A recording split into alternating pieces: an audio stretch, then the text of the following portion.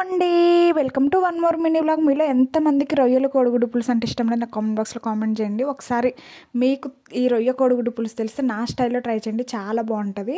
First అయితే oil పోసుకున్న తర్వాత ఆయిల్లో ఎండు రొయ్యలు వేసుకొని అవి మంచిగా ఎర్రగా అయ్యే వరకు ఫ్రై చేసుకోవాలన్నమాట. నీచు వాచన అలా ఉంటుంది కదా.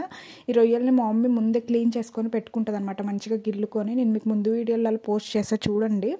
అవి మంచిగా రొయ్యలు ఫ్రై అయిన తర్వాత అందులో ఆనియన్ వేసుకోవాలన్నమాట. నేనైతే ఆనియన్తో పాటు ఎగ్ కూడా వేస్తాను, ఎందుకంటే నాకు మంచిగా ఫ్రై అయితేనే ఇష్టం అనమాట. ఇంకా తర్వాత కొంచెం పసుపు కూడా వేసుకొని మంచిగా ఆనియన్స్ మంచిగా ఫ్రై అయ్యే వరకు ఫ్రై చేసుకోవాలన్నమాట. చూడండి మంచిగా గోల్డెన్ బ్రౌన్ కలర్ అట్లా వచ్చింది ఎగ్ కూడా. ఇంకా తర్వాత అందులోనే కొంచెం కారము ఉప్పు వేసుకొని చింతపండు పులుసు పోసుకోవాలన్నమాట. పోసుకున్న తర్వాత ఇంకా టేస్ట్కి తగ్గట్టుగా ఉప్పు సరిపోయిందో లేదో చూసుకొని మంచిగా దగ్గరికి ఉడికే వరకు కూడా మంచిగా ఉడకబెట్టుకోవాలన్నమాట. ఇంకా లాస్ట్కి ఉడికిన తర్వాత ధనియాల మసాలా ఎల్లిపాయ వేసుకోవాలి. చాలా బాగుంటుంది, టేస్టీగా ఉంటుంది, ట్రై చేయండి.